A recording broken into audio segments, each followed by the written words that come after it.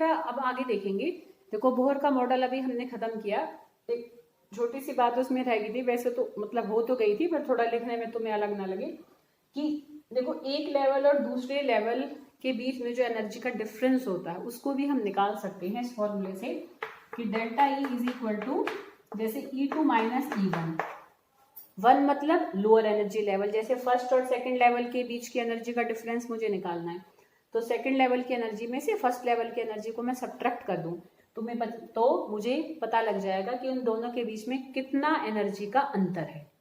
ठीक है, तो उसको हम ऐसे इस फॉर्मूले से आराम से निकाल सकते हैं। ठीक है, तो ये बोहर का मॉडल था। अब हम इसकी पहले तो यूजफुलनेस देखेंगे कि क्या इसकी इंपॉर्टेंस है, इससे क्या क्या चीजें हमें देखने को मिले। हम हाइड्रोजन के स्पेक्ट्रम को देखो अभी एक्सप्लेन करेंगे बोहर के मॉडल से। ठीक है, फिर हम इसकी कमियां देखेंगे, पहले हम उसकी यूजफुलनेस देखेंगे, क्या हमें इसके फायदे हुए, फिर हम नुकसान नहीं कह सकते, इसकी कमियां देखेंगे। ठीक है, तो उससे पहले एक छोटी सी एक टर्म है, कई बार ऐसे क्वेश्चन आ जाता है कि देखो इलेक्ट्रॉन की जो एनर्जी होती है, देखो फॉर्मूला भी अभी जो मैंने लिखा था, En is equal to -1312 over m square z square. ठीक है, किलो जूल पर मोल, ये जो फॉर्मूला लिखा था ना, तो तुम देख सकते हो कि यहाँ माइनस साइन आ रहा है। अब ये हमने ऑर्बिट की एनर्जी निकालने का फॉर्मूला है, पर इलेक्ट्रॉन की अपनी तो कोई एनर्जी होती नहीं है, वो जिस ऑर्बिट में होता है वो ही उसकी एनर्जी हो जाती है। तो इलेक्ट्रॉन की एनर्जी हमेशा कैसी होती है, नेगेटिव। तो क्वेश्चन कई बार ऐसे आ जाता है, why the electronic energy is always negative, कि क्यों इलेक्ट्रॉन्स की एनर्जी हमेशा ही नेगेटिव होती है। तो वो इसलिए होती है, देखो अब हम इसको ऐसे मान कर चले, मतलब थ्योरेटिकली हम इसको एक एक्सप्लेनेशन देंगे कि देखो ये न्यूक्लियस है। ठीक है, चलो मैं सब हटा देती हूँ, है ना, थोड़ा ब्लैक बोर्ड साफ हो जाएगा।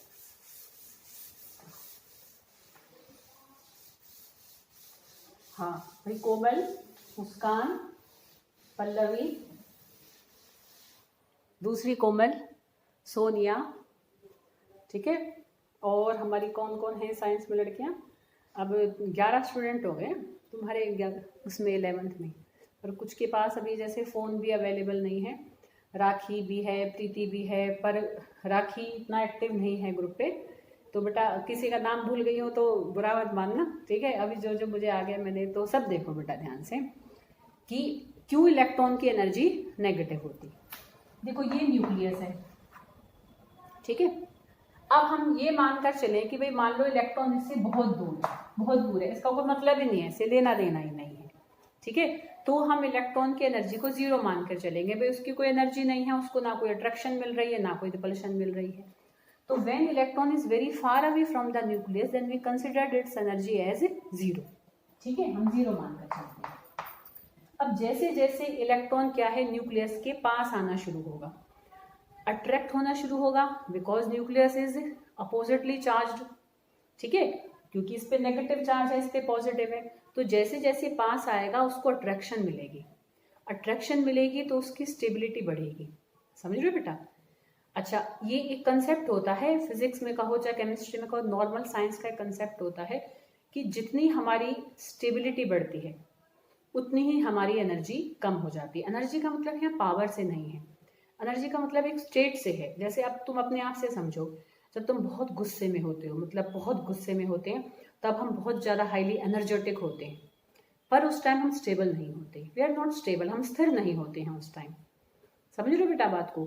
तो जितना ज़्यादा मतलब कोई एनर्जेटिक है उतनी उसकी स्थिरता कम हो रही होती है, वो उसकी स्टेबिलिटी कम होती चली जाती है जितनी ही उसकी एनर्जी बढ़ती है।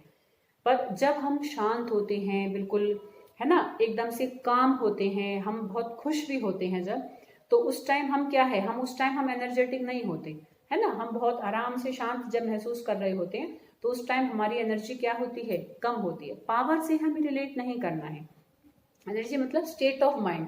हम मतलब कितने ज़्यादा गुस्से में हैं तो उस टाइम बहुत उथल पुथल मच रही है, तो वो बहुत हाई एनर्जी वाली स्टेट होती है हमारी। और जब हम लो एनर्जी स्टेट में होते हैं तो हम स्टेबल ज़्यादा होते हैं। तो ये नेचर का एक लॉ है, मतलब कोई हम साइंस की बात, साइंस से जस्ट हम उसको एक्सप्लेन कर पाते हैं, ये नेचर का है। ब्रह्मांड में ये चीज़ देखने को मिली है कि जितना भी कोई सिस्टम स्टेबल ज़्यादा होगा उतनी ही उसकी एनर्जी भी लो होती है। ठीक है, more the stability of a system lesser is its energy, उतनी ही उसकी एनर्जी की वैल्यू कम मिलती है। एक्सपेरिमेंटली प्रूव्ड है ये चीज, ठीक है, समझ रहे बेटा बात को। तो जब इलेक्ट्रॉन न्यूक्लियस से बहुत दूर है तब उसकी एनर्जी जीरो है, क्योंकि ना कोई अट्रैक्शन है ना कोई रिपल्शन है। पर जैसे जैसे इलेक्ट्रॉन न्यूक्लियस के पास आएगा वैसे वैसे उसकी अट्रैक्शन बढ़ेगी, अट्रैक्शन बढ़ेगी तो उसकी स्टेबिलिटी बढ़ेगी, स्टेबिलिटी बढ़ेगी तो एनर्जी कम होगी, एनर्जी कम होगी, अब जीरो से कम होगी तो नेगेटिव ही तो होगी। इसलिए हम कहते हैं कि इलेक्ट्रॉन की एनर्जी कैसी होती है, नेगेटिव होती है। ठीक है, क्लियर। तो ये हमने एक छोटा सा बीच में एक पॉइंट देखा। अब हम नेक्स्ट देखेंगे उसकी एक तरीके से यूजफुलनेस ऑफ बोहर मॉडल।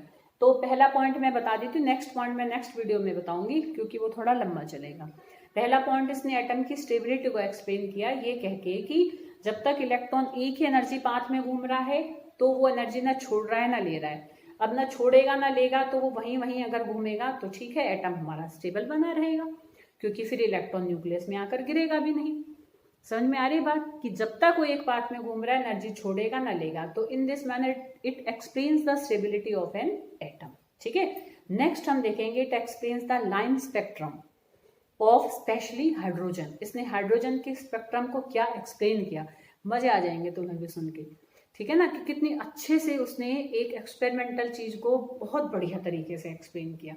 ठीक है, एकदम कहीं कोई कमी नहीं छोड़ी थी उसने हाइड्रोजन के स्पेक्ट्रम को एक्सप्लेन करने में। पर जिस भी सिस्टम में एक से ज्यादा इलेक्ट्रॉन हो जाते हैं उनके स्पेक्ट्रम को बोहर एक्सप्लेन नहीं कर पाया, वो नेक्स्ट मॉडल ने किया। ठीक है, तो उसको हम बाद में देखेंगे।